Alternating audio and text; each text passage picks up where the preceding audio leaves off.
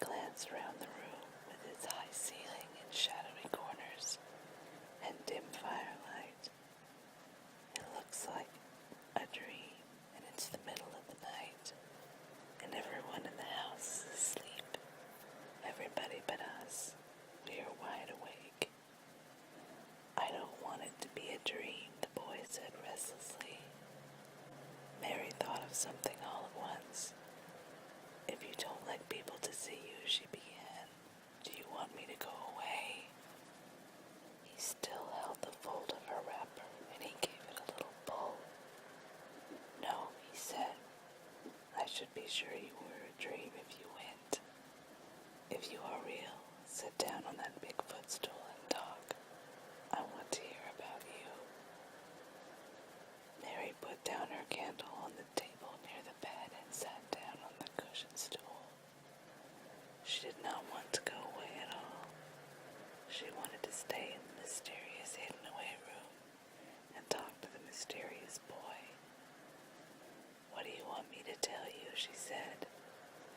He wanted to know how long she had been in Misselthwaite. He wanted to know which corridor her room was on. He wanted to know what she had been doing, if she disliked the moor as he disliked it, where she had lived before she came to Yorkshire. She answered all these questions and many more, and he lay back on his pillow and listened. He made her tell him a great deal about India and about her voyage across the ocean. She found out that because he had been an invalid, he had not learned things as other children had. One of his nurses had taught him to read when he was quite little, and he was always reading and looking at pictures and splendid books. Though his father rarely saw him when he was awake, he was given all sorts of wonderful things to amuse himself with. He never seemed to have been amused, however. He could have anything he asked for, and was never made to do anything he did not like to do. Everyone is obliged to do what pleases me, he said indifferently. It makes me ill to be angry. No one believes I shall live to grow up. He said it as if he was so accustomed to the idea that it had ceased to matter to him at all. He seemed to like the sound of Mary's voice. As she went on talking, he listened in a drowsy, interested way. Once or twice she wondered if he were not gradually falling into a doze. But at last he asked a question which opened up a new subject. How old are you? He asked. I am 10, answered Mary, forgetting herself for the moment, and so were you. How do you know that? He demanded in a surprised voice. Because when you were born, the garden door was locked and the key was buried, and it has been locked for 10 years. Colin half sat up, turning toward her, leaning on his elbows. What garden door was locked? Where was the key buried? He exclaimed as if he were suddenly very much interested. It was the garden Mr. Craven hates, said Mary nervously. He locked the door. No one knew where he buried the key. What sort of a garden is it? Colin persisted eagerly.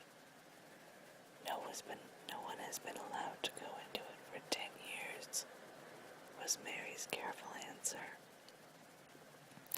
But it was too late to be careful. He was too much like herself.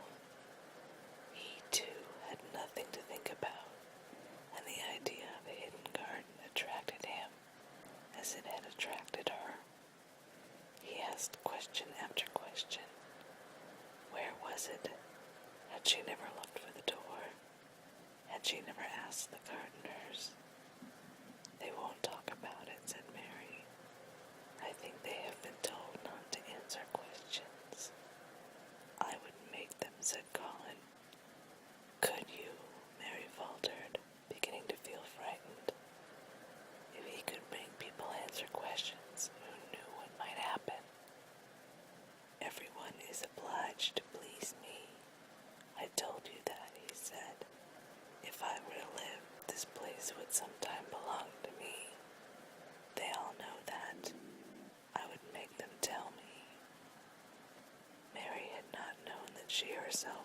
spoiled, but she could see quite plainly that this mysterious boy had been. He thought that the whole world belonged to him. How peculiar he was, and how coolly he spoke of not living. "Do you think you won't live?" she asked, partly because she was curious and partly in hope of making him forget the garden.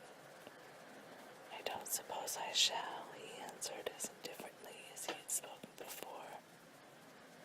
"Ever since I remember anything, I have heard people say that I shan't. At first they thought I was too little to understand, and now they think I don't hear, but I do. My doctor is my father's cousin. He is quite poor, and if I die, he will have all Misselthwaite when my father is dead. I should think he wouldn't want me to live." "Do you want to live?" inquired Mary. "No," he answered in a cross, tired fashion. "But I don't want to die. When I feel ill, I lie here and think about it until I cry and cry." "I have heard you crying 3 times, Mary said, "but I did not know who it was. Were you crying about that?" She did so want him to forget the garden. "I dare say," he answered. "Let us talk about something else. Talk about that garden. Don't you want to see it?" "Yes," answered Mary in quite a low voice. "I do," he went on persistently. "I don't think I ever really wanted to see anything before, but I want to see that garden. I want the key dug up. I want the door unlocked. I would let them take me there in my chair. That would be getting fresh air. I'm going to make them open the door." He had become quite excited, and his strange eyes began to shine like stars and looked more immense than ever. "They have to please me," he said. "I will make them take me there, and I will let you go too." Mary's hands clutched each other. Everything would be spoiled, everything. Dickon would never come back. She would never again feel like a missel thrush with a safe hidden nest. "Oh, don't do that," she cried out. He stared as if he thought she had gone crazy. "Why," he exclaimed, "you said you wanted to see it." "I do," she answered with almost a sob in her throat. "But if you make them open the door and take you in like that, it will never be a secret again." He leaned still farther forward. "A secret," he said. "What do you mean? Tell me." Mary's words almost tumbled over one another. You see, she panted, "if no one knows but ourselves, if there was a door hidden somewhere under the ivy, if there was, we could find it, and if we could slip through it together and shut it behind us, and no one knew anyone was inside, and we called it our garden, and pretended that we were missel thrushes, and it was our nest, and if we played there almost every day, and dug and planted seeds, and made it all come alive." "Is it dead?" he interrupted her. "It soon will be if no one cares for it," she went on. "The bulbs will live, but the roses—" He stopped her again, as excited as she was herself. "What are bulbs?" he put in quickly. "They are daffodils and lilies and snowdrops. They are working in the earth now, pushing up pale green points because the spring is coming." "Is the spring coming?" he said. "What is it like? You don't see it in rooms if you are ill. It is the sun shining on the rain, and the rain falling on the sunshine, and things pushing up and working under the earth," said Mary. "If the garden was a secret and we could get into it, we could watch the things grow bigger every day, roses are alive. Don't you see?